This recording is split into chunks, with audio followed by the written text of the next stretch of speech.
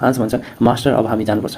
Blood फ्यान्सको member अलिक खतरनाक हुन्छन्। रोमन भन्छ, हान्स म यहाँको नियमको बारेमा त्यति जान्दिनँ। यहाँको नियम कसले तोड्यो र नियमका आधारमा को गलत छ। हान्स भन्छ, जुन केटा कुटै खाँदैछ, जसले कर्जा बढी लिएको छ, उसले कर्जा तिरेको छैन भने यहाँ उही गलत छ। तर ब्लड फ्यान्सको मेम्बरलाई यो अधिकार छैन कि यसको जिम्मा उनीहरूले लिएर निर्णय गर्न। योभन्दा नि इम्पोर्टेन्ट यो छ कि यिनीहरूले तपाईँको बेइज्जत गरे, त्यो पनि दिमित्री फ्यामिलीको ठुलो छोराको। यसका लागि तिनीहरूलाई मृत्युको सजाय पनि दिन सकिन्छ। रोमन भन्छ, तिमीहरूले सुन्यौ, तिमीले यहाँको नियमको उल्लङ्घन गरेका छौ, त्यसैले म दिमित्रीको ठुलो छोरा, म तिमीहरूलाई सजाय दिन्छु। त्यहाँको एउटा मान्छे भन्छ, थाहा छ कि त सामान्य व्यक्ति होस्, तर जीवन कसरी जिउनुपर्छ तँलाई थाहा छैन। के त हामी सबैसँग फाइट गर्न चाहन्छस्? रोमन भन्छ, त यो कुरा ठिक हो। रोमन भन्छ, के गफाडी जस्तो कुरा गरेको? तिमीहरू सबैजना खराब मान्छे हो, जसलाई दिमित्री फ्यामिलीको ठुलो छोराको सम्मान नगरी बोलेका हो, जसको लागि मलाई कुनै कदम पछाडि गर्नु नै छैन।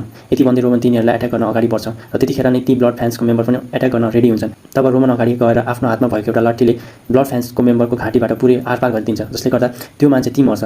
आफ्नो साथी मरेको देख्ने बित्तिकै सबै डराउँछन्। त्यसपछि सबैजना एकैचोटि एट्याक गर्छन्, तर रोमन एउटाको एट्याक ब्लक गर्दै एउटालाई मुट्ठीभरिको बलले एउटालाई भित्तामा पुने गरिदिन्छ र फेरि अर्को समयमा त्यही लट्ठीले त्यस केटालाई मारिदिन्छ। हान्स भन्छ, यो व्यक्ति के हाम्रो मास्टर रोमन नै हो त?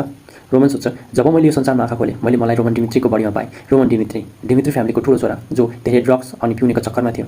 जब काइरोमा लडाइँको लागि भनेर सबै क्षेत्रबाट व्यक्ति छान्नु पर्यो, तब रोमन पनि लडाइँका लागि छानिए। तर लडाइँमा जाने डरले एक दिन गर्छ आत्महत्या। उसले कस्तो जीवन बितायो त्यो मतलब छैन, तर अहिले यो शरीरको मालिक म। हेभेनली डेमोन्स्ट्रेटको लिडर बक जुन ह्युग, जब यो बडीमा म छु तबसम्म म जीवन काट्छु, त सिर्फ ह्युग जस्तै।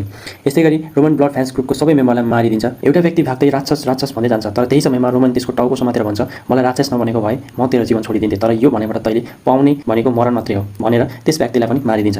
त्यसपछि रोमन भन्छ, मेरो नाम हो रोमन डिमित्री र यहाँको सजाय कसैलाई मन पर्दैन वा सही लागेन भने मसँग आएर यसको प्रश्न गर्न सक्छ र म जतिखेर पनि तयार हुनेछु।